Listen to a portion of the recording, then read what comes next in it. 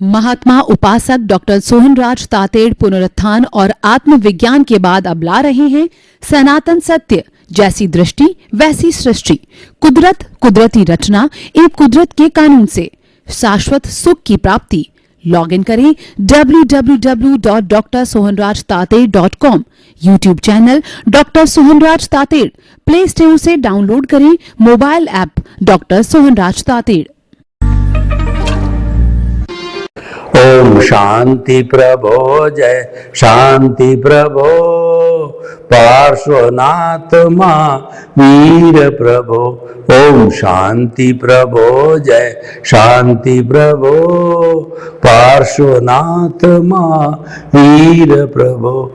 ओम शांति प्रभो, जय शांति प्रभो, पार्श्वनाथ वीर प्रभो।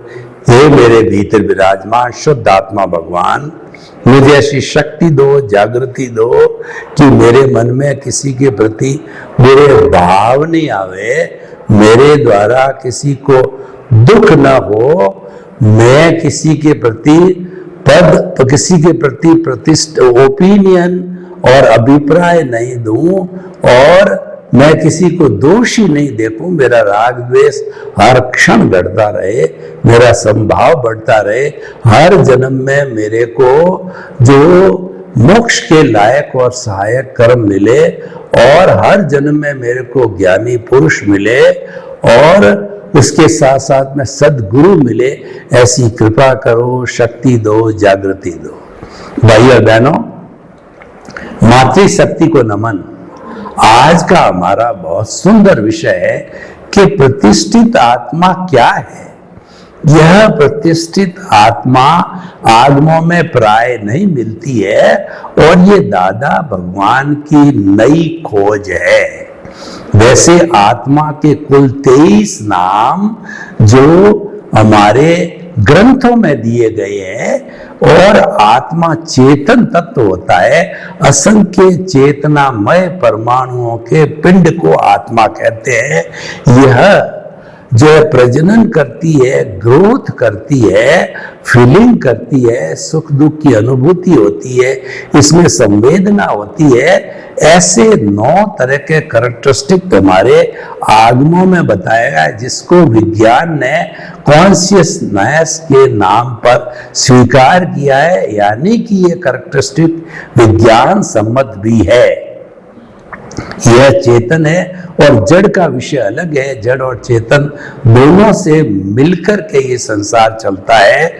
जड़ है हमारा साधन है, वह गलन मिलन धर्मा है, वह वर्ण गंध रस स्पर्श वाला है, टूटता है, जुड़ता है, मिट्टी हुई, फिर वो अगली बार सोना हो गया, फिर अभ्रक हो गया, बोर्डल हो गया। ऐसे 116 तरह के तत्व जो है एक के बाद एक बदलते रहते हैं, जिसको हम पर्याय कहते हैं। उत्पाद होता है, वह होता है और इसका सूक्ष्मतम रूप परमाणु वह भी इटरनल है और चेतन तो अनादि अनंत काल से जो इटरनल है। चेतन कभी भी जड़ नहीं हो सकता, जड़ कभी भी चेतन नहीं हो सकता है।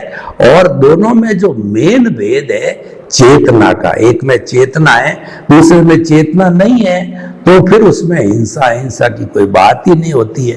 वो तो साधन बनने की योग्यता रखता है, साध्य नहीं बन सकता, क्योंकि चेतना होगी वही हाथ हिलाने की ताकत देगी, बोलने की ताकत देगी, मन वचन काया की सब तरह की क्रिया समस्त जीवित प्राणियों को देने की ताकत देगी। वो है तो सब कुछ है, आत्मा नहीं है तो हम मुर्दे हैं, जलाने योग्य हैं।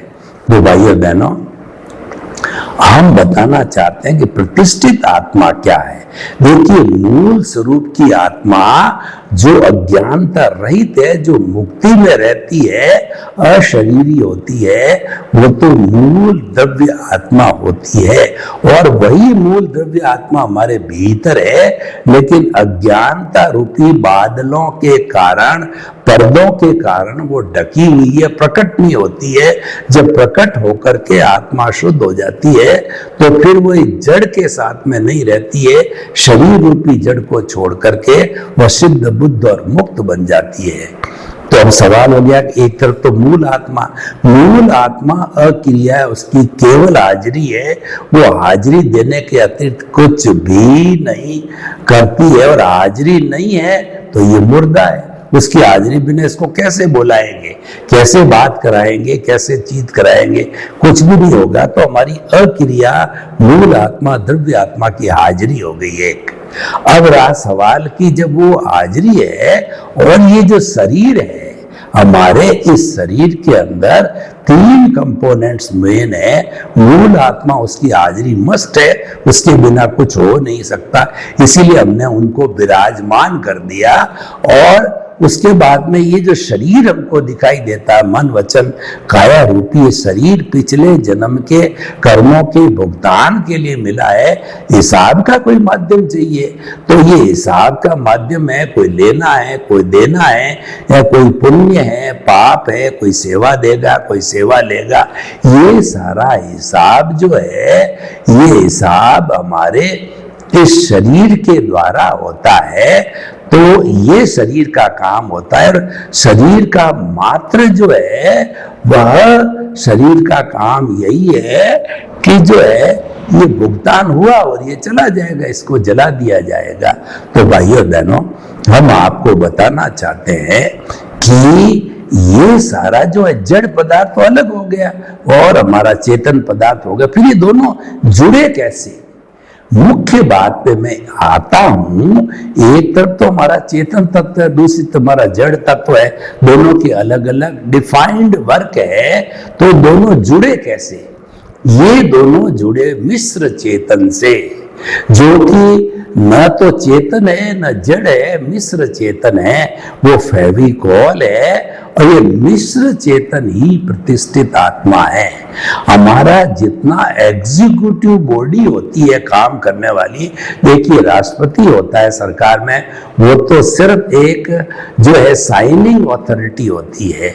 एग्जीक्यूटिव बॉडी होती है, सरकार होती है, यानी हमारी जो है वो संसद और राज्यसभा होती है, एग्जीक्यूटिव बॉडी होती है, और वही सब नीचे को निर्देश देती है, और कार्यपालिका वगैरह जितना भी है वो रूल वो बनाती है, वो गवर्निंग बॉडी वो होती है। तो अब जो है हमारा सब काम करने वाली, सब काम का मतलब क्या? रियल पुरुषार्थ, रिलेटिव पुरुषार्थ, और हमारे भाव का काम, और उसके बाद हमारा चार्ज है, डिस्चार्ज है। और ये भाव का जितना काम करता है, एक अंतःकरण बनता है, जिसको मन बुद्धि चित्त अहंकार कहते हैं, हम देहाध्यास कहते हैं, वो सारा भाग होता है प्रतिष्ठित आत्मा। हम प्रज्ञा की बात करते हैं कि ज्ञान के बाद में हमारी आत्मा से एक भाव सत्ता बाहर निकल करके और वह मोक्ष जाने तक मॉनिटर करती है, यानी हमारी प्रज्ञा है ये मोक्ष की प्रतिनिधि है। एक बार आपको ज्ञानी पुरुष या सद्गुरु के द्वारा ज्ञान दे दिया, संप्रेषित कर दिया, तो प्रज्ञा जागृत एनलाइटनमेंट हो जाता है। वह जब तक आपका मोक्ष नहीं होगा तब तक आपका कान पकड़ती रहेगी, और आप कभी भी जो हमारा भुगतान चल रहा है हमारे शरीर के अंदर, मन वचन काया का जो भुगतान है वो मैकेनिकल आत्मा है, और वो ऑटो मोड से चलती है, क्योंकि वो डिस्चार्ज है, वो प्योरली भुगतान का काम करती है, वो चार्ज नहीं कर सकती है। तो वो मैकेनिकल आत्मा है, और उसका जो भुगतान चलता रहता है वो ऑटो मोड से चलता। लेकिन हमारे कर्मों का जो है उदय प्रारब्ध का अगर फोर्स इतना होता है कि हम उसके साथ जुड़ने की कोशिश करते हैं, मुक्त नहीं रहते हैं, तन्मयाकार हो जाते हैं, उस वक्त में प्रज्ञा हाजिर होती है, हमारा कान खींच के कहती है तुम्हें इससे मुक्त रहना है, कि तुम्हारी ओथ ली हुई है कि मन वचन काया जो कुदरती रचना है उससे मुक्त, ऐसा मैं शुद्ध आत्मा हूं। यह ज्ञान के समय स्थापित कर लिया जाता है, ये इसकी जो है प्रतिष्ठा कर दी जाती भावों में। वास्तव में कोई द्रव्य रूप नहीं है, भावों के अंदर, यानी हमारी समझ है, हमारी जो बुद्धि है और हमारा ये आर्ट ऑफ द विजन है, उसमें फिट कर दिया जाता है कि मन वचन काया कुदरती रचना है और उससे मुक्त मैं ऐसा शुद्ध आत्मा हूं। ये हमारे को केंद्र में 24 आवर्स जन्म जन्मांतर तक, जब तक ये मुक्त नहीं हो जाते हैं, ये सिद्धांत रखना होता है। ये आर्ट ऑफ द विजन है, ये हमारी रॉन्ग बिलीफ को समाप्त करके राइट बिलीफ का एक चरण दिया जाता है। और दूसरा चरण ये होता है कि मन वचन काया कुदरती रचना है, ऑटो मोड से चल रही है, इसमें जो कुछ भी जन्म से मृत्यु तक जैसा भी होता है इसको कुदरती रचना मानो। यानी आपके दुख दर्द हो गया, कुदरती रचना, आपके बेटा हो गया, कुदरती रचना, आपके पोता हो गया, कुदरती रचना, आपको लाभ हो गया, कुदरती रचना, आपको जो है नुकसान हो गया, कुदरती रचना। जन्म से मृत्यु तक जो भी घटित होता है ऑटो मोड से, उसको कुदरती रचना देखना जो है, यह देखना, कुदरती रचना देखना, समझना, समझ में फिट होने की बात होती है, भावों का विषय होता है, उसके अंदर क्रिया नहीं है, तो वो मात्र समझना, ये सम्यक तप है और ये मुक्ति का मार्ग है। तो मुक्ति के मार्ग के दो चरण हो गए कि मन वचन काया से मुक्त, ऐसा में शुद्ध आत्मा, और मन वचन काया कुदरती रचना है जो कि ऑटो मोड से चलती है। तो ये दो चीजें हमारी समझ में फिट हो जाती है और हम आगे से आगे बढ़ते रहते हैं। तो भाइयों बहनों, प्रतिष्ठित आत्मा क्या क्या काम करती है, देहाध्यास भी ये करती है, प्रज्ञा का काम भी ये करती है। और देखिए, ये लाइव अहंकार होता है हमारा, वो कर्मों का बंधन करता है, कर्ता भाव बोलते हैं जिसको, ऑनरशिप डूअरशिप रहते हैं। यानी जो बहिर आत्मा है और अभी अकर्ता नहीं बना, उसको ज्ञान नहीं मिला है और अभी ऑनरशिप डूअरशिप का शिकार है, तो ये लाइव अहंकार होता है, वो मैं मेरा का संबंध करके और नए कर्मों का अर्जन करता है। यानी कि वो हमारा जो उदय भाव चलता है उसके साथ जुड़ा ही रहता है, लेकिन उसको जुड़ना नहीं है। किसको नहीं जुड़ना है? जिसकी प्रज्ञा जागृत हुई, भी प्रज्ञा जागृत नहीं हुई है। इसीलिए बहिरात्मा स्वार्थ की चेतना वाला सामान्य प्राणी जो राग द्वेष चल रहा है, उदय प्रारब्ध, उसके साथ जुड़ करके नया राग द्वेष बढ़ाता है, नया कॉजेज बढ़ते हैं और उससे नई कॉजल बॉडी क्रिएट होती है, जिसको हम चार्ज कहते हैं। अगले जन्म में जाके डिस्चार्ज हो गई।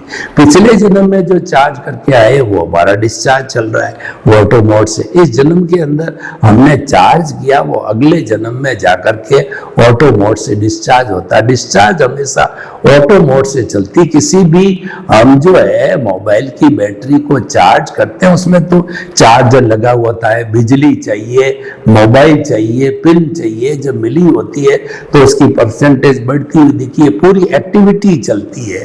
तो वो तो चार्ज के अंदर तो प्रक्रिया चाहिए, डिस्चार्ज में कुछ नहीं करना। डिस्चार्ज हुई बैटरी धीरे धीरे काम लेते लेते ऑटो मोड से जो मोबाइल चलाते हो, जो भी नेट वगैरह पकड़ते हो, जितना लोड उस पर देते हो, क्यों वो ऑटो मोड से डिस्चार्ज होती रहती है।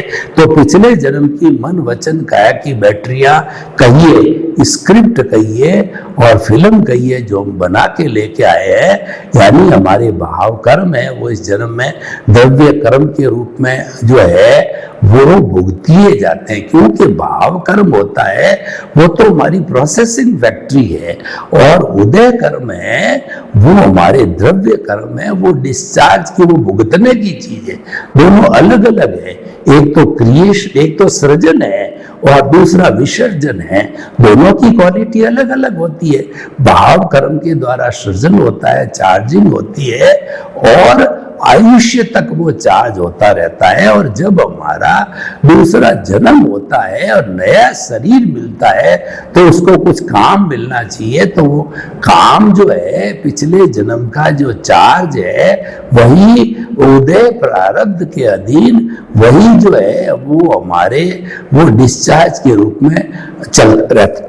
तो हमारी प्रतिष्ठित आत्मा है, ये क्या करती है कि ये सारा जो लाइव ईगो को मध्य रख करके वो चार्जिंग करता है और वो चार्जिंग होती रहती है, चार्जिंग होती रहती है, तो वो सारा काम जो है वो लाइव ईगो का होता है, जिसको हम चार्जिंग कहते हैं। और डिस्चार्ज अगले जन्म में ऑटो मोड से होती है।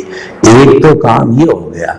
दूसरा क्या होता है कि मन वचन काया को हम कुदरती रचना मानते हैं, मानते रहते हैं, मानते रहते हैं, मानते रहते हैं। ये सनातन सत्य है। और ये कुदरती रचना और कुदरत के कानून पर आधारित होने के कारण हमारे नए कॉज नहीं पड़ते, क्योंकि ये सम्यक तप है। हम तप की भावना, कुदरती रचना मानना एक सम्यक तप है। और हमको जब ज्ञान मिल गया तो हमको सम्यक ज्ञान, सम्यक दर्शन मिल गया। और सम्यक तप जो है, सम्यक ज्ञान, सम्यक दर्शन की एप्लीकेशन जब हम वर्तमान के उदय प्रारब्ध के ऊपर जो है उसकी एप्लीकेशन करें, यानी उससे मुक्त रहे। और मुक्त रहने का मतलब है उसको जो है हम कुदरती रचना मानते रहे, मुक्त होते रहे। ये हमारा सम्यक तप है। ये सम्यक तप जीवन पर चलना चाहिए। इस सम्यक तप का इफेक्ट क्या है?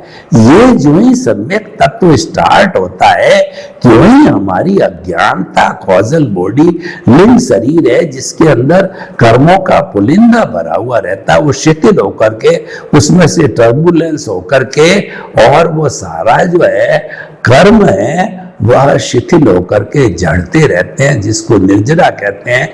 भगवान ने दो तरह के धर्म बताए, एक तो संवर होता है, दूसरा निर्जरा होता है। संवर का अर्थ होता है कि हमारे कर्मों के आने के द्वार को जो है बंद कर लेना, और निर्जरा होती है कि आत्मा से कर्मों का झड़ना, अलग होना, dissociation of the Karma from the causal body और फ्रॉम द सोल, जो कि आपस में जुड़े हुए हैं, उसको हम निर्जरा कहते हैं। और सबसे बड़ा संवर क्या है? अपने आप को और दुनिया के हर प्राणी को निमित्त, निर्दोष करता और शुद्ध आत्मा मानना, ये सबसे बड़ा संवर कहलाता है। प्राणी मात्र को दुख न हो, ये सबसे बड़ा संवर कहलाता है। और किसी को दोषी नहीं मानना, ये संवर कहलाता। किसी के प्रति जो है वो ओपिनियन और अभिप्राय नहीं देना, ये संवर कहलाता है। और जो है किसी के प्रति बुरे भाव न लाना,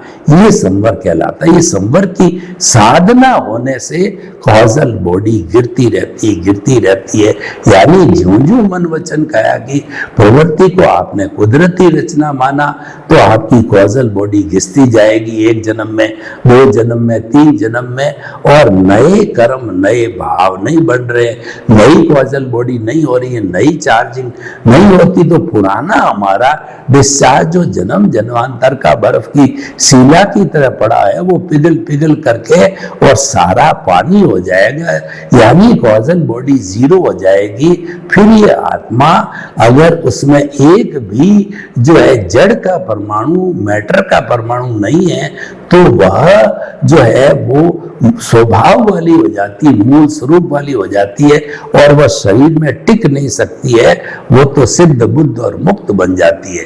तो भाई और बहनों, जो हमारा प्रतिष्ठित आत्मा क्या है, एक फंक्शन हमने चार्ज का बताया, दूसरा डिस्चार्ज का बताया हमने, और देहाध्यास की बात होती है जिसको हम अज्ञा कहते हैं, कि वो हमारे जितना भी जो है ये उदय प्रारब्ध चलता है उसके अंदर खो जाना, eat drink and B Mary, मैं मेरा करते रहना, मेरा घर, मेरा परिवार, मेरी धन, मेरी दौलत, मेरी पद प्रतिष्ठा, और जो है मेरे जो है वो संबंध सत्ता संपत्ति, संबंध सत्ता संपत्ति, पद प्रतिष्ठा, ये सब मानते रहना है। ये हमारा कर्मों का बंधन चालू रहता है। ये सब प्रतिष्ठित आत्मा से होता है, जो कि हम लाइव चार्जिंग कहते हैं, और नए कॉज नहीं पढ़ते हैं।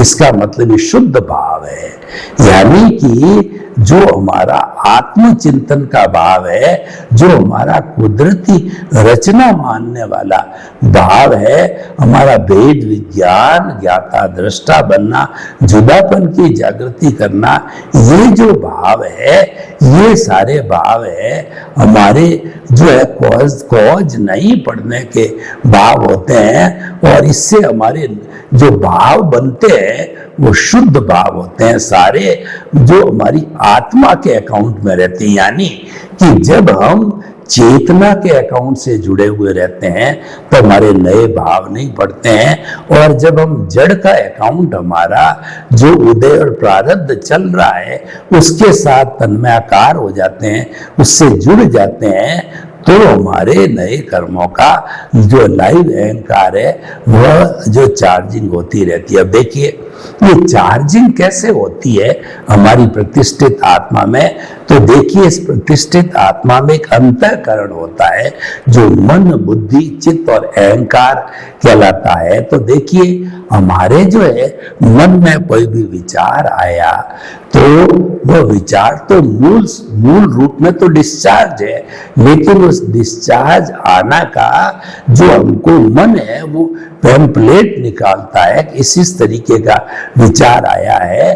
तो वो पैम्पलेट कैसा होता है कि आपने इलेक्शन के समय में देखा होगा कि 4-5 लोग जब खड़े होते हैं तो अपने अपने जो चिन्ह होते हैं उनके पैम्पलेट सबको बांटते हैं कन्वेंसी के रूप में।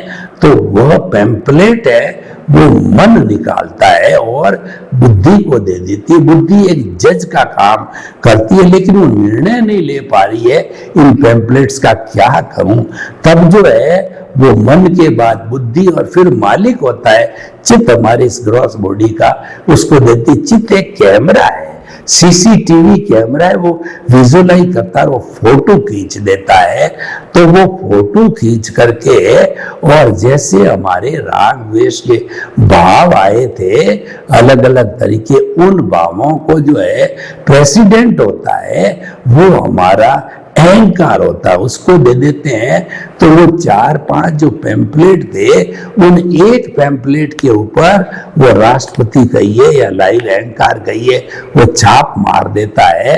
तो छाप मारने से वो मान्य हो जाता है और वैसा भाव पड़ जाता है, वैसा कॉज पड़ जाता है, और ऐसे कॉज इकट्ठे होकर के जीवन पर्यंत जो है वो क्या होता है कि वो जो है हमारा जो भीतरी अंतःकरण है उस पर कर्म का बीज पड़ता है, उस पर कोट लगता है, कोट लग करके वह कर्म बन जाता है।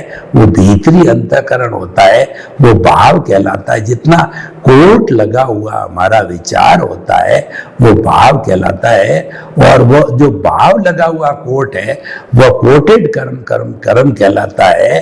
तो वह भाव कर्म होता है, सब इकट्ठे हो जाते हैं, फिर वो कॉजल बॉडी हो जाती है, और अगले जन्म में वही कोटेड जो है भाव कर्म है हमारे द्रव्य कर्म यानी भुगतान वाले हो जाते हैं। यानी पहले जो है वो भीतरी अंतःकरण के बीज पड़ते हैं काहे के, वो जो है हमारे जो है वो वचन के और काया के बीज पड़ते हैं, और वो बाह्य वो भीतरी अंतःकरण कहलाता है।